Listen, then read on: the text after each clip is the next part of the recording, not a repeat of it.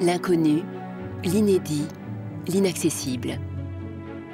Les îles fascinent et émerveillent. De grands écrivains en ont fait le décor d'aventures fantastiques. Mais loin d'un monde imaginaire, tout près du littoral varois, il existe une île au trésor bien réel. Une île si belle que ses propriétaires en firent don à l'État pour préserver tous ses mystères. Porquerolles, un paradis sur terre qui devint en 1963 le premier parc national marin des côtes françaises. Porquerolles s'inscrit dans l'archipel des îles d'Hyères que la montée des eaux a séparé du continent il y a environ 20 000 ans. Isolé du reste du monde sous le soleil de Méditerranée, une faune et une flore uniques ont pu s'y développer.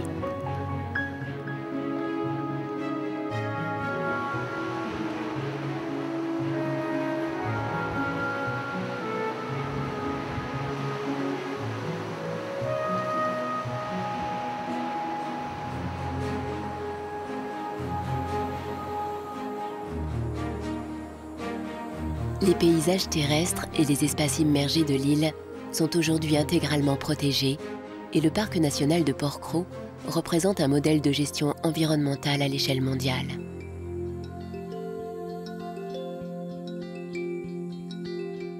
Vue du ciel ou depuis la terre ferme, la beauté de Porquerolles incite à la contemplation et à l'émerveillement.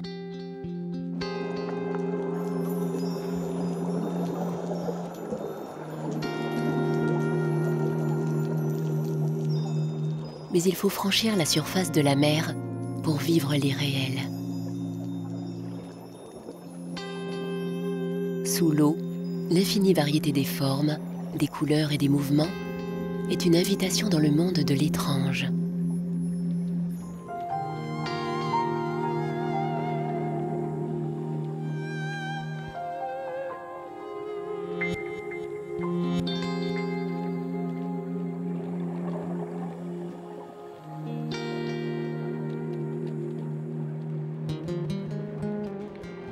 Des espèces rares et menacées occupent les eaux claires de Porquerolles.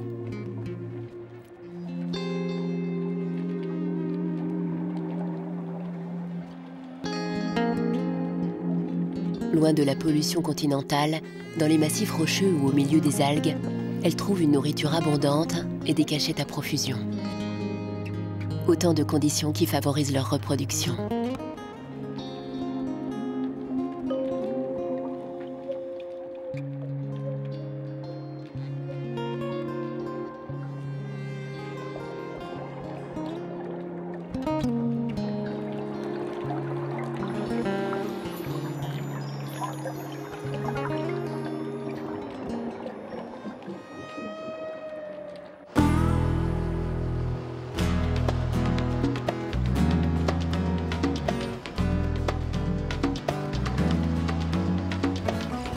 Refuge pour la nature, Porquerolles est aussi pour l'homme. Se ressourcer dans un environnement intact est devenu un privilège recherché.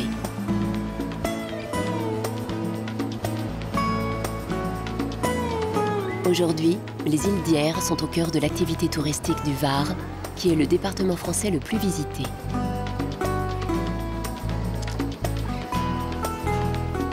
En été, Porquerolles et ses 50 habitants accueillent plus de 3000 visiteurs par jour.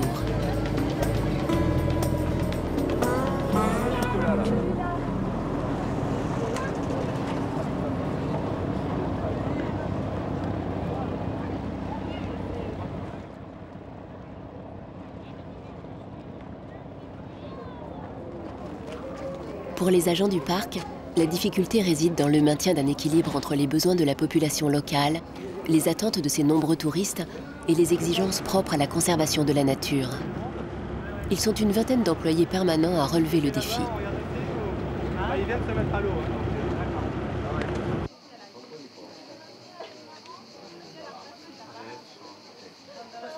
Philippe Robert est le responsable scientifique du parc national. Travailler à Porquerolles était un rêve d'enfant, réalisé depuis longtemps. J'habite un petit village en face de Porquerolles depuis presque toujours et j'ai toujours eu envie de travailler dans le domaine maritime et dans le domaine de l'environnement. Et puis après, en grandissant, je me suis rendu compte qu'il y avait devant chez moi, pas loin, un parc national marin à Porquerolles. Et je me suis dit à partir de là, il faut vraiment que je fasse tout ce que je peux faire pour travailler dans ce parc. C'est un territoire qui est plus qu'un territoire protégé. C'est un territoire qu'on vient voir de loin. Il y a des tas d'endroits qui sont très beaux, qui sont très protégés, mais pourquoi on vient le voir de loin? Parce qu'au-delà de la protection, il y a une âme.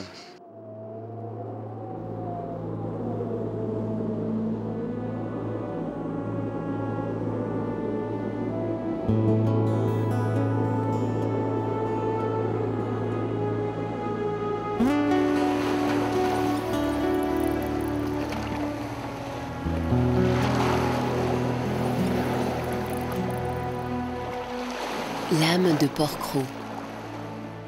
Tout le monde ici cherche à la préserver. Les habitants cultivent l'insularité de génération en génération. Pas de route, pas de voiture, pas d'éclairage nocturne, mais la volonté ferme de respecter l'environnement.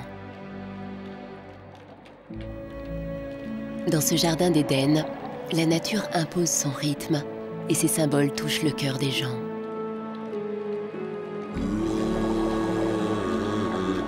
Poisson mythique pour les plongeurs du monde entier, le mérou est devenu, malgré sa drôle de tête, la star incontestée de Porquerolles. Les fonds rocheux des alentours représentent pour lui un territoire d'exception et font du parc national le seul espace méditerranéen où il réside en permanence.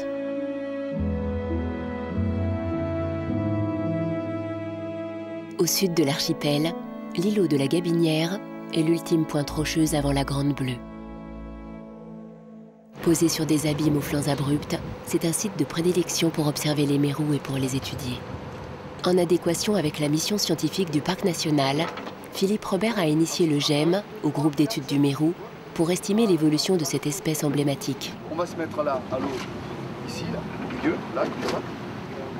On remonte du fond, on se part sur un fond de en gros 25, et on remonte comme ça, mais chacun sur notre axe. C'est-à-dire qu'on va se partager, on va se prendre un axe au départ, et on suit notre axe.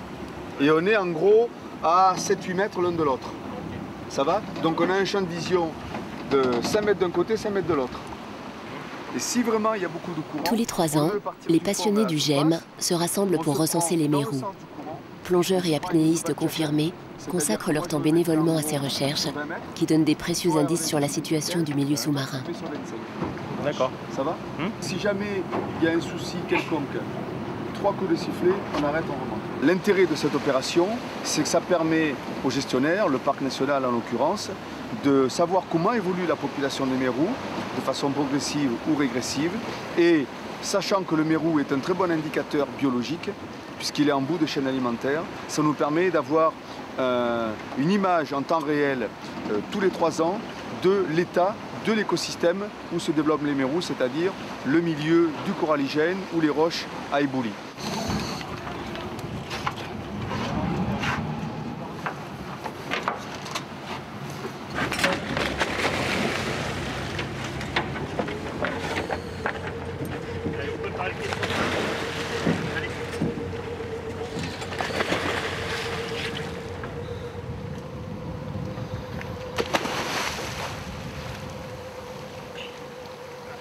Voilà, tu vois pourquoi?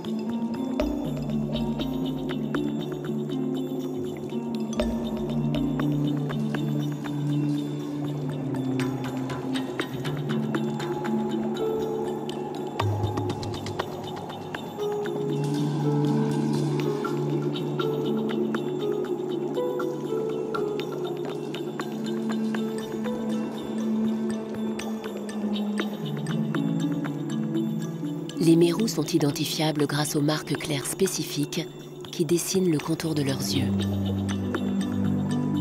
Autre signe distinctif, les cicatrices collectées par l'animal au cours de sa vie, qui peut être très longue. Au terme de son existence, le mérou est tel un vieux seigneur en son royaume, imposant. Quand ils atteignent l'âge de 50 ans, les plus grands spécimens mesurent 1,50 m et pèsent près de 40 kg.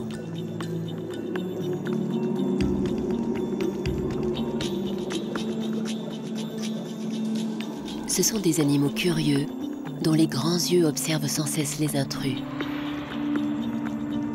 Ce qui fait souvent dire à Philippe Robert qu'il a plus l'impression d'être étudié par le mérou que d'étudier le mérou.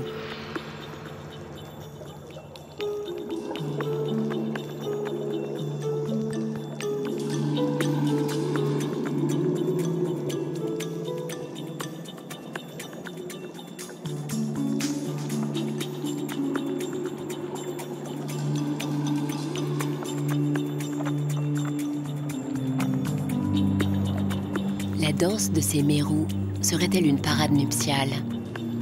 L'éclat nouveau de leurs écailles souligne à l'évidence leur attirance mutuelle.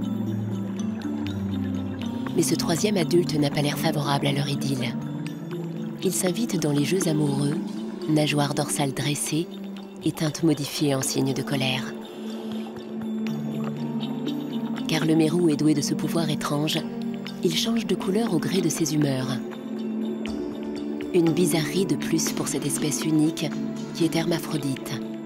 Le mérou naît femelle, puis devient mâle à partir de 10 ans.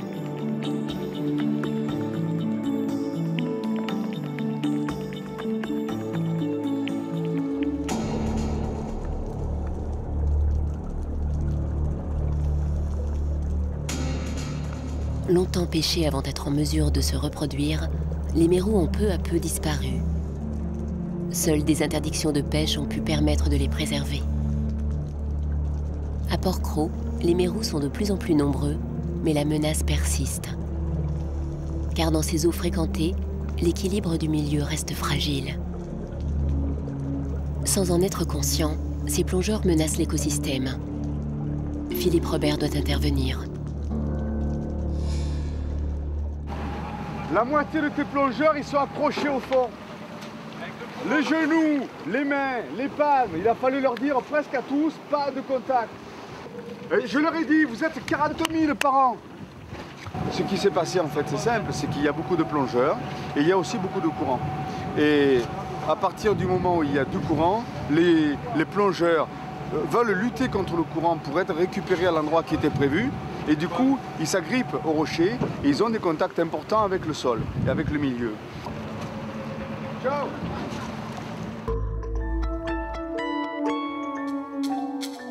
Port-Cros célèbre la rencontre de la terre et de la mer, deux univers sans frontières qui se complètent et qu'on ne peut séparer l'un de l'autre.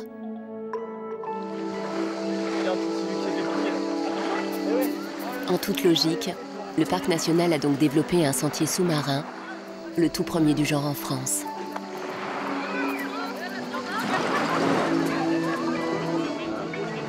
Mets-toi en arrière et avance doucement avec moi. Ce parcours aquatique, ponctué d'informations pratiques, permet aux visiteurs d'un jour de côtoyer les richesses sous-marines dans la continuité des promenades terrestres.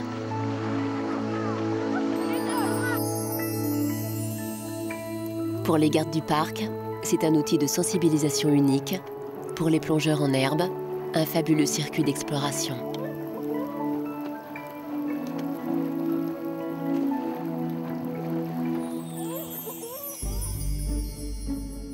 Chacun peut ainsi découvrir que l'île est ceinturée d'immenses prairies sous-marines, appelées herbiers de Posidonie. De vastes massifs végétaux, essentiels pour l'écosystème, et qui n'existent plus qu'en ce coin retranché de Méditerranée.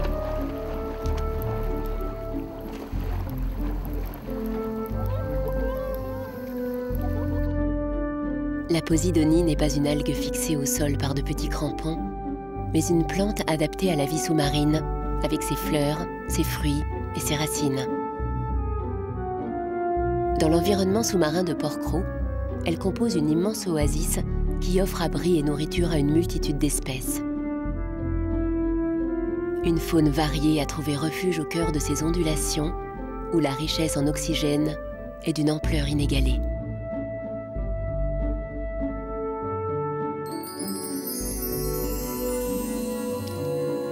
Véritable poumon de Méditerranée, les herbiers de Posidonie produisent jusqu'à 14 litres d'oxygène par jour et par mètre carré, soit 2 fois plus qu'une surface identique de forêt tropicale.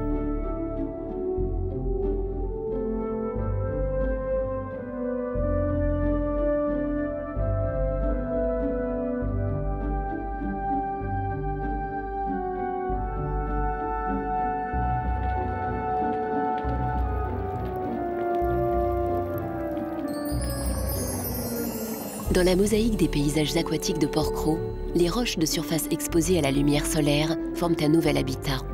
Eau chaude et particules en suspension sont idéales pour ces petits rougiers, qui devraient se méfier de la murène.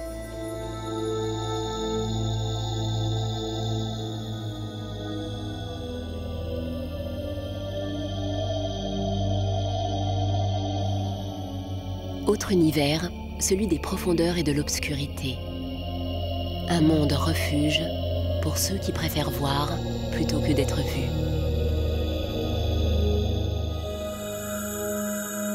L'ophiure est une cousine de l'étoile de mer.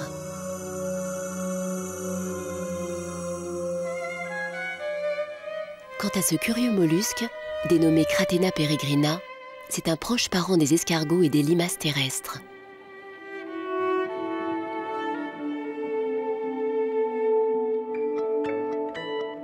La cigale de mer, qui ne chante pas, est une espèce unique en son genre. Elle est aujourd'hui légalement protégée, bien au-delà des eaux de Porquerolles. De même que ses gorgones.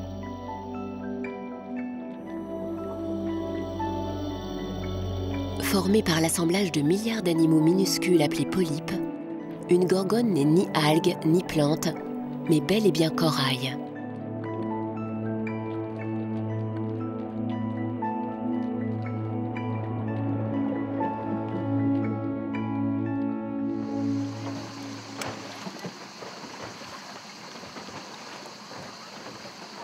On a vraiment le sentiment d'avoir une mission vraiment pour le futur, où on conserve les qualités d'un milieu. Et c'est vrai que quand on voit une mer comme ça, qui est claire, qui est transparente, qui est riche, c'est merveilleux. Ça se passe bien? Vous n'avez pas trop froid? Un petit peu? Non mais ça va. Comment on appelle cette plante qui forme la forêt sous-marine de la Méditerranée? Posidonie. Voilà. Et pourquoi on dit que c'est la forêt sous-marine, la Posidonie? Parce que c'est comme la forêt d'Amazonie. C'est sombre. C'est comme la forêt? Et qu'est-ce qu'elle fait, la forêt? Elle donne de l'oxygène. Elle donne de l'oxygène. On encourage les démarches pédagogiques, on encourage la venue de jeunes, de classes de mer, etc. pour qu'ils découvrent vraiment ce que c'est qu'un espace protégé et que vraiment ça mérite un investissement de tous les jours, un investissement de chacun, parce que les résultats sont là finalement.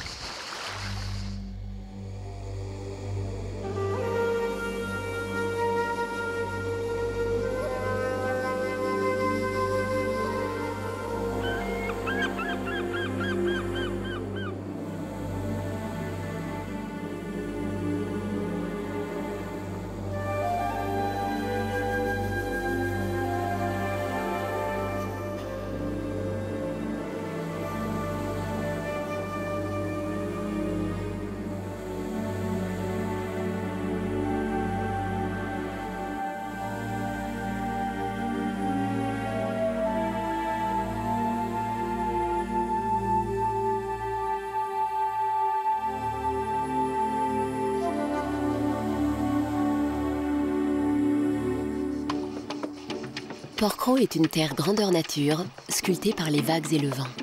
Mais c'est aussi une terre habitée depuis longtemps et marquée par l'empreinte des hommes. L'île fut des siècles durant le repère de corsaires qui profitèrent de sa position stratégique pour écumer la Méditerranée. Maisons, hameaux et villages s'organisèrent ensuite au fil du temps. Au XVIIe siècle, devant la menace des armées espagnoles, des forts furent érigés en divers points de l'île. Autrefois dévolus à la défense des côtes, ces édifices militaires représentent aujourd'hui l'héritage culturel de Port-Cros. Un patrimoine coûteux que le parc national ne peut assumer seul. Des partenariats sont donc développés pour assurer les travaux d'entretien et de restauration.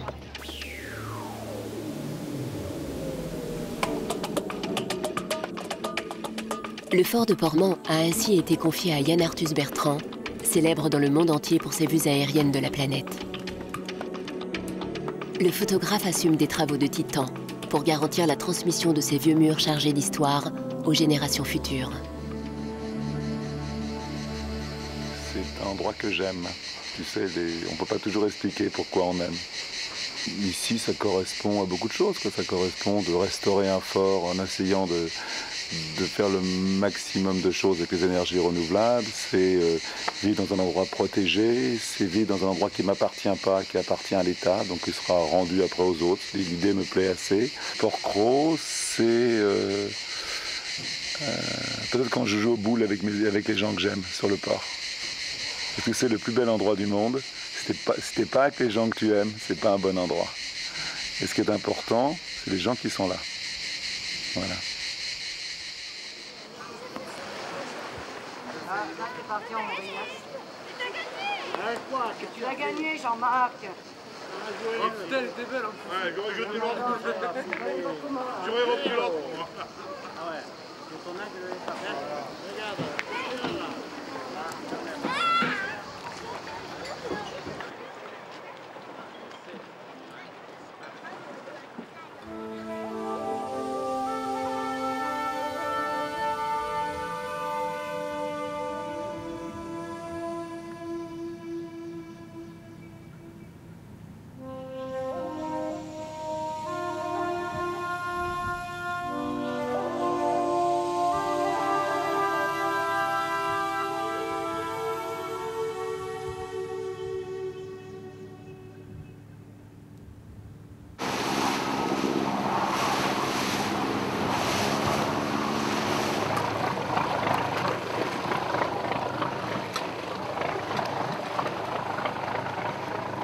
Pour Jean-Claude Ferry, la journée commence au milieu de la nuit.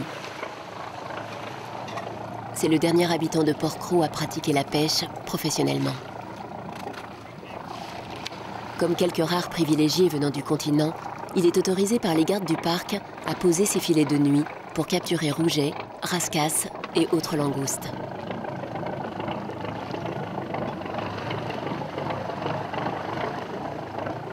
Il y a combien de temps que tu pêches toi ici à nouveau? J'ai commencé avec mon père. Quand il pêchait sur l'île? Attends, oui, quand il pêchait sur l'île, mais c'était avant le parc. J'ai commencé en 60. Et toi, tu es revenu pêcher en 60? Ouais. Juste avant la création du parc là. 60, 61, oui, le parc n'était pas créé encore. Ah d'accord. Moi je trouve que tout va très bien. Tout va très bien. Les sards, les gens ils en ont plein les yeux. Il y a des bandes de sards incroyables. Ah, oui. Les dorades en ce moment, dans le port, ils ont les dorades là. Moi quand je vois sortir un poisson là, je dis c'est celui-là que j'invite à midi. Et en plus, je suis tombé sur une femme qui mange le poisson comme un goéland. Elle adore le poisson. Elle ne veut rien de voir d'autre. Hein.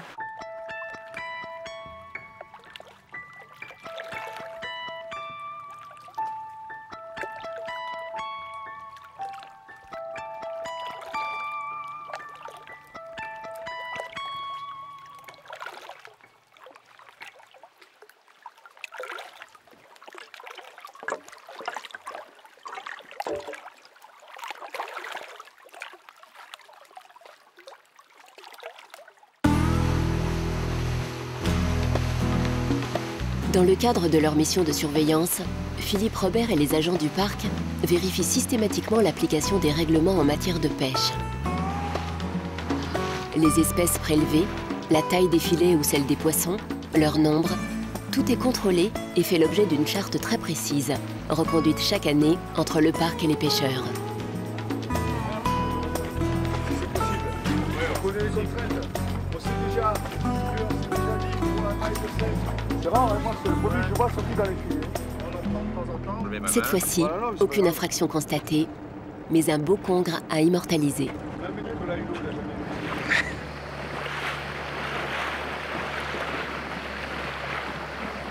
Les plaisanciers sont également surveillés. Il est par exemple interdit de jeter l'ancre au-dessus des posidonies, sous peine d'amende pour dommages exercés sur le milieu. C'est le paradis, hein. C'est ça que vous voulez nous faire dire, c'est le paradis. Bonjour. Bonjour. Le paradis, on arrive à le préserver parce qu'il n'y a pas de pêche, pas de relève marin du tout. Ok? Voilà. Prévention et communication riment parfois avec verbalisation. Un autre moyen pour les agents du parc de limiter les conséquences écologiques liées aux activités humaines.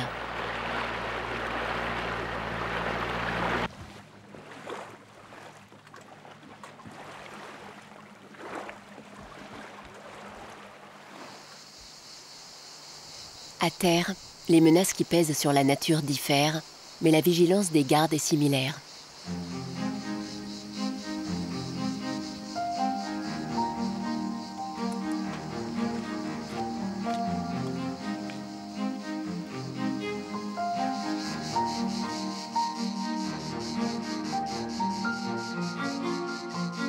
En été, Marine Colombet attache une importance particulière au risque d'incendie qui ravagerait l'île en un clin d'œil. Ce qui ne l'empêche pas de se prêter avec plaisir à sa mission d'information du grand public. Parce que, dit-elle, on ne peut protéger que ce que l'on connaît.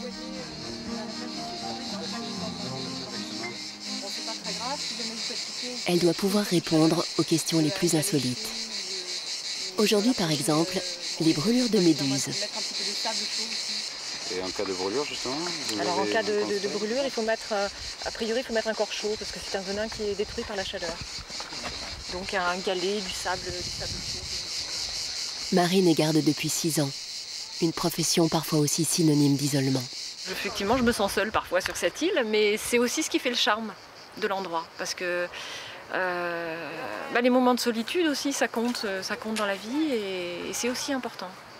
D'avoir des endroits forts comme Port-Cros, où il passe quelque chose. Il se passe quelque chose, il y a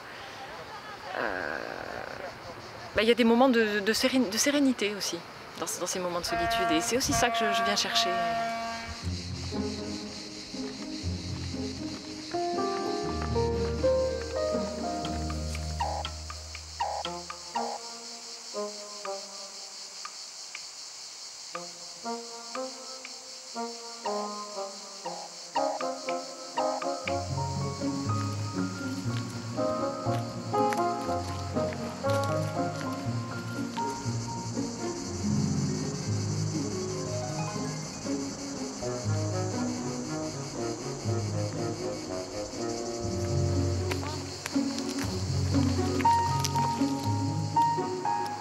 À l'activité débordante que connaît l'île en période estivale, succède le grand vide des saisons fraîches qui défilent en douceur sous les grands chênes.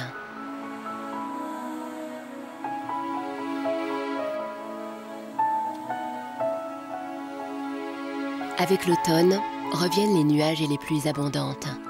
Saison bénie où la terre desséchée va peu à peu reprendre son souffle.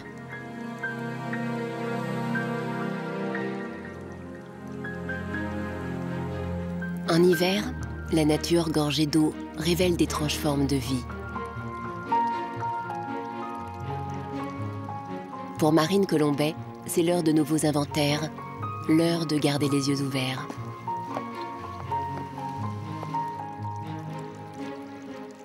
Alors dans ce petit vallon, on peut voir les têtards du discoglosse sarde, qui est un petit amphibien, un crapaud, endémique de l'île de Port-Cros et du Levant et de la Corse.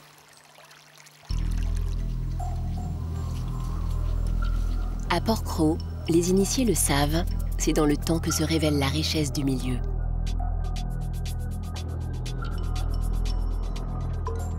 Ce polypore est un vieillard centenaire qui ne grandit que de 2 mm par an. Il cohabite dans les sous-bois humides avec d'autres formes, d'autres couleurs, d'autres champignons. La créativité du monde vivant s'exprime en permanence et depuis si longtemps.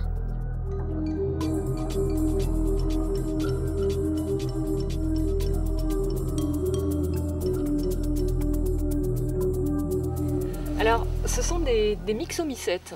Ces étranges organismes sont un petit peu à l'intermédiaire, enfin, à l'interface entre le règne animal et le règne végétal, notamment parce qu'ils ont la particularité de se déplacer, de ramper sur les feuilles mortes, de ramper sur le substrat.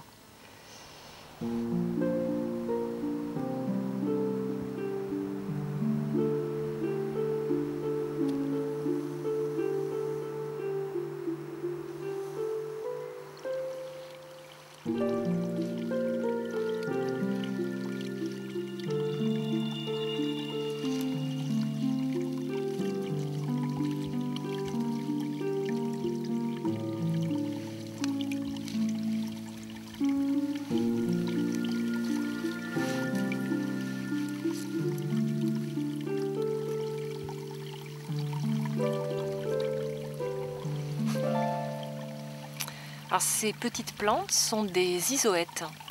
Ce sont des fougères descendantes d'un ordre de fougères aujourd'hui disparu, qui poussaient il y a au moins 100 millions d'années. Mais à l'époque, elles étaient beaucoup plus grandes, de la taille des arbres. Alors que, évidemment, bon, aujourd'hui, elles sont un petit peu ridicules, mais on les rencontre que dans très peu d'endroits. Et d'ailleurs, la présence de cette espèce à un endroit donné peut justifier le classement de cet endroit en milieu protégé.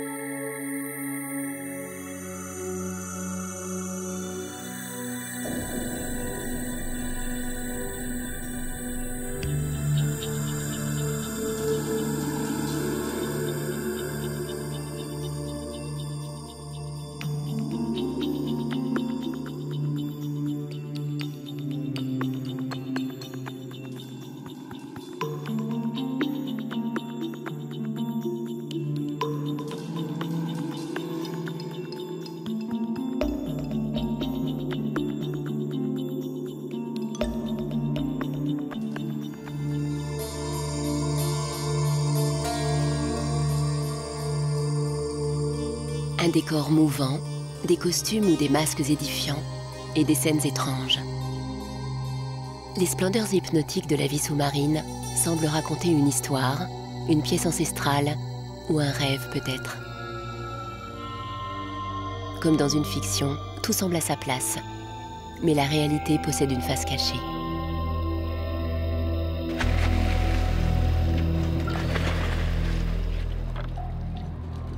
Dans les coulisses de Port-Cros, un nouvel élément a bouleversé le scénario.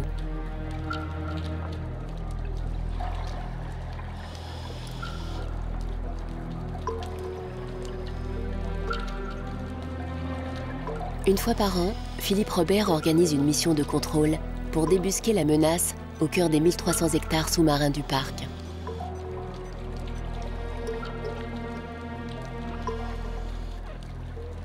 L'objet de ces recherches méthodiques porte un nom, Caulerpa taxifolia, l'algue tueuse.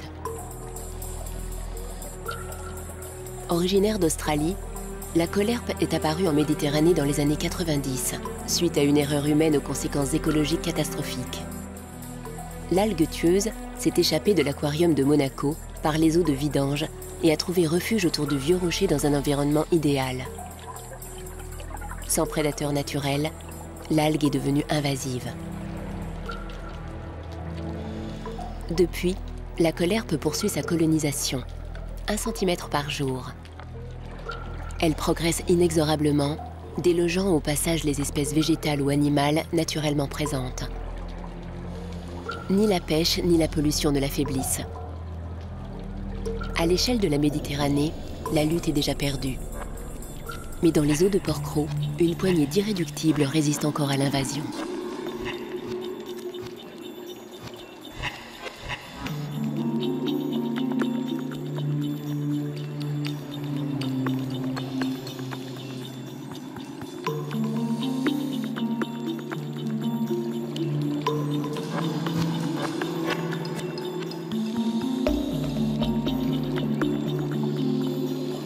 Manipuler la colherpe exige une extrême vigilance, car une seule et minuscule bouture égarée peut lui permettre de se reconstituer.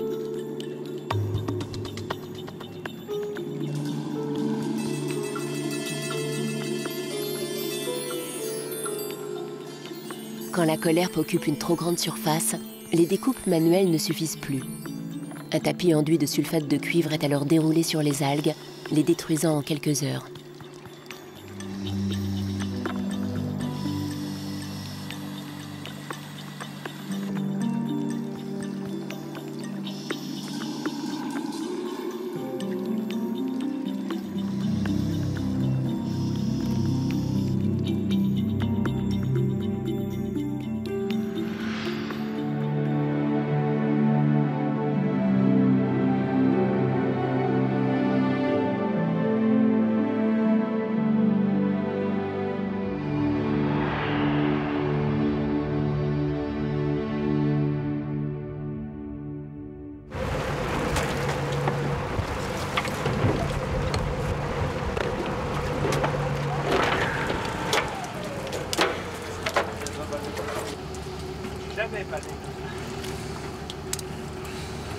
Il y a un courant en plus. J'ai beaucoup de courant. C'est simple, mais trop loin. On a palmé. Hein. On a palmé comme des fous là. C'est parti trop loin. Mais t'as vu, je trouve qu'il y en a moins que l'année dernière. Hein. Ouais. Non, en fait, c'est toujours au même endroit, quoi. On est à peu près sûr de la trouver à cet endroit-là, mais c'est des nombreuses petites boutures qu'il faut absolument enlever tout à fait au début pour qu'on puisse encore le faire. Parce que si on attend trop, si on ne les enlève pas cette année après la prospection, eh bien, elles vont prendre de l'ampleur et après on ne pourra plus les contrôler, on ne pourra plus l'enlever. On a mis en place une stratégie à Porquerolles très particulière qui est celle de la sanctuarisation. Et notre souhait serait qu'il y puisse y avoir sur tout le littoral méditerranéen français des petits endroits qui soient sanctuarisés où lorsque la colherpe arrive, on puisse l'enlever rapidement pour ne pas qu'elle prenne trop d'importance, pour garder le caractère biologique de référence de ces lieux uniques. On en a comme ça en Corse, on en a sur tout le littoral provençal et ça c'est tout l'intérêt de cette opération. Alors ce que les plaisanciers peuvent faire lorsqu'ils trouvent la colherpe sur leur ancre, surtout, c'est de bien la garder à bord du bateau, de bien nettoyer l'ancre en récupérant les morceaux de colherpe, en les mettant dans une poubelle et surtout en jetant bien la poubelle à terre en arrivant. Surtout pas les rejeter à la mer parce que s'ils ont le malheur de rejeter un petit bout de colherpe à la mer, ça va refaire une bouture et ça va redonner à nouveau une colonisation de colherpe. Donc c'est très important d'être vigilant sur l'ancre du bateau que l'on relève.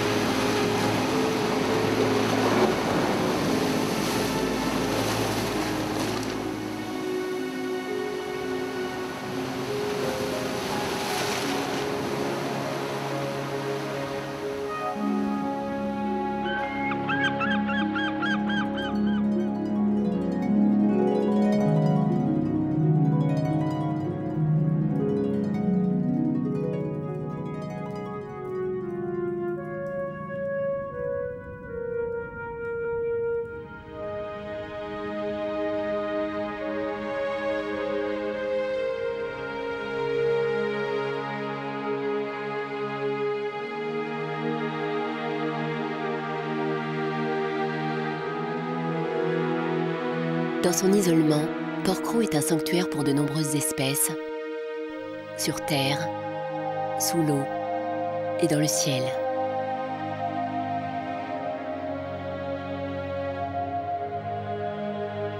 Le puffin est un grand migrateur qui se pose rarement. Il gagne les parois rocheuses pendant les nuits d'hiver, quand il cherche un partenaire et une cavité pour établir son nid. En journée, il pêche au large et l'été, le voit voler loin des rivages. Difficilement observables en haute mer, les puffins restent mystérieux. Unique certitude, seules les falaises les plus isolées offrent les conditions propices à leur reproduction. Pour mieux comprendre et donc mieux protéger ces oiseaux méconnus, un programme de sauvegarde baptisé Life Puffin a été initié dans l'archipel des îles d'Hyères. Mathieu Lascève et Jérôme Legrand, membres du réseau d'études, accostent en ce jour d'hiver sur l'îlot de Bagot, réserve intégrale située à l'ouest de Porquerolles.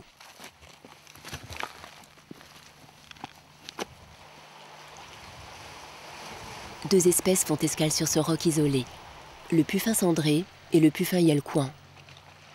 Ce dernier est d'autant plus important qu'il ne vit qu'en Méditerranée et que ses populations diminuent. Pour les ornithologues, l'îlot de Bagot est un site de recherche et d'expérimentation idéal. 95% des populations françaises nichent sur l'archipel des îles d'Hyères et c'est une espèce qui est grandement menacée par différentes menaces. Et on essaye, à l'aide de ce haut-parleur, de dynamiser les colonies de puffins en leur faisant croire qu'il y a une forte activité vocale sur ces colonies. Donc on émet le chant toute la nuit, de façon programmée à l'aide d'un petit ordinateur personnel et d'un lecteur MP3.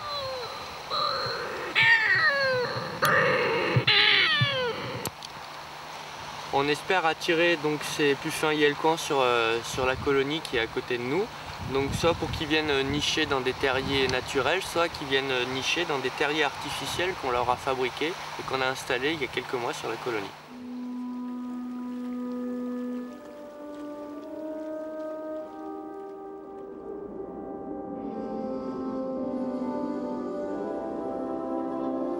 Dynamiser les colonies ou réhabiliter des sites de reproduction sont deux enjeux majeurs du programme Life Puffin. Mais pour favoriser la nidification des oiseaux, les agents étudient également des prédateurs pas comme les autres. Introduits par l'homme au fil de ses voyages, chats et rats s'en prennent aux œufs, aux jeunes ou aux adultes qui couvent, et constituent un véritable fléau pour les puffins. Des pièges sont donc installés et contrôlés chaque jour. Les rats capturés près des colonies sont tués et autopsiés pour évaluer leur impact sur les populations de puffins. Quant aux chats, ils seront rapatriés sur le continent, puis vaccinés et stérilisés avant toute adoption.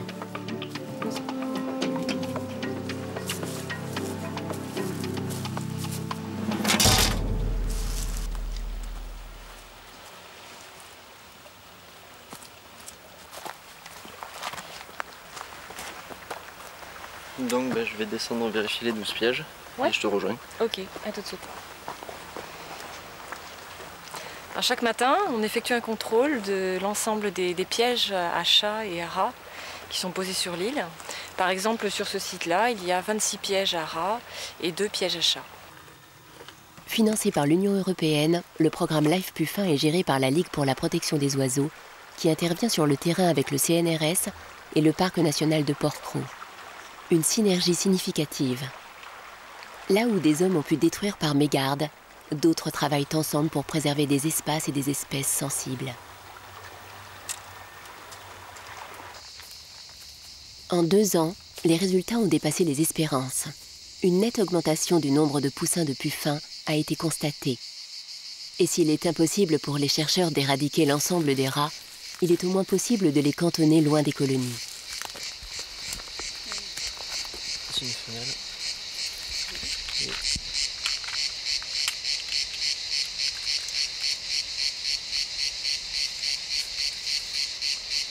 Alors, 645.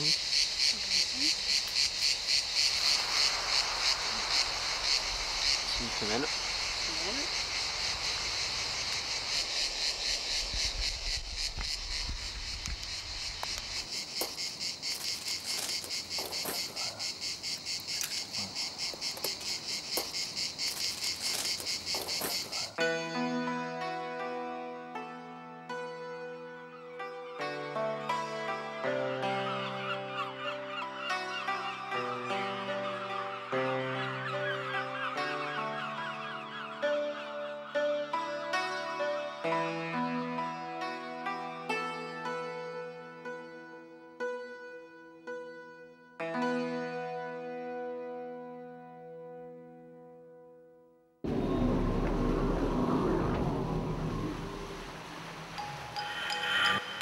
Les puffins ont des capacités étonnantes. Aptes à parcourir 600 km dans la journée, ces petits oiseaux peuvent aussi plonger jusqu'à 45 mètres de profondeur pour pêcher en haute mer. Mais leur mode de reproduction les rend vulnérables. Les puffins ne pondent qu'un œuf par an en retournant sur les falaises où ils sont nés. La moindre perturbation écologique sur leur lieu d'origine peut donc suffire à les anéantir. Est-ce pour cela qu'ils lancent leurs cris désespérés du fond de leur terrier pendant les nuits d'hiver? Ce cri qui est à l'origine de leur nom, puisque Yelkouan signifie âme en peine en langue turque. Mais là, on vient de repérer un puffin Yelkouan dans son terrier. Et donc là, on va essayer de l'attraper à l'aide d'un magnétophone. En fait, on va juste émettre le chant de l'oiseau, d'un de ses congénères. Et donc pour défendre son terrier, il va sortir pour chanter. Et donc on va essayer de l'attraper à ce moment-là.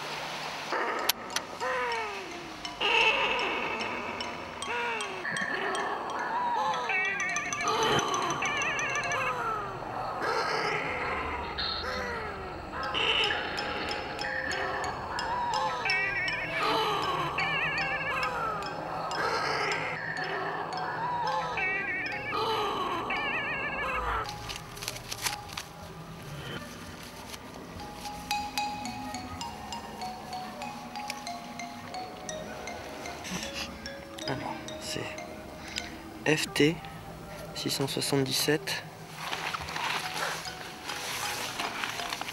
Donc c'est un oiseau qui est déjà bagué. Donc c'est ce qu'on appelle un contrôle de bague en fait. Donc je sais que c'est une bague que j'ai posée moi. Donc on va pouvoir regarder quand c'est qu'il a été l'historique de l'oiseau en fait.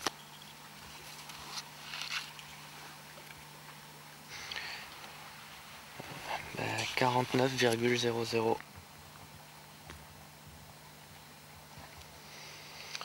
Donc 38,15.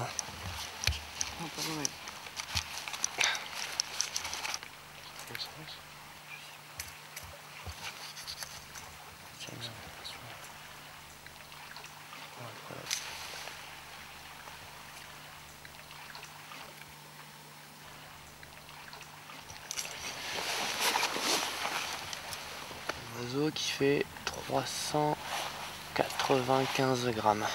Mais ce contrôle est un signe encourageant pour ce programme LIFE. Ça prouve qu'en 2 ans, on a réussi à acquérir des données et à accumuler de l'information sur ces espèces qui sont très méconnues.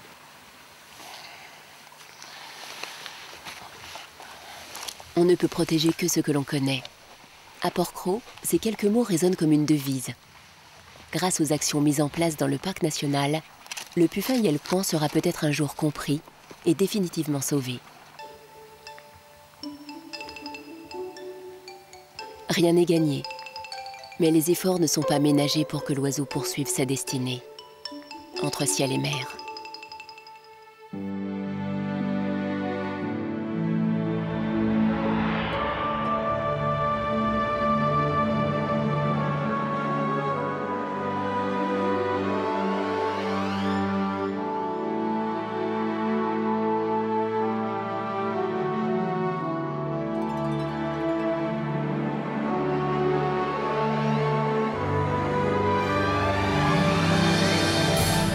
Depuis sa création, le parc national de Porquerolles parvient à sauvegarder ses richesses naturelles tout en préservant des activités humaines compatibles.